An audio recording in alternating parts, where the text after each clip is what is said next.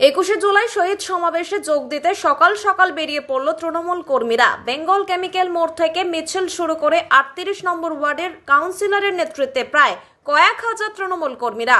মুখে মমতা বন্দ্যোপাধ্যায়, অভিষেক বন্দ্যোপাধ্যায়ের মুখোশ পরে এই মিছিল করেন তারা।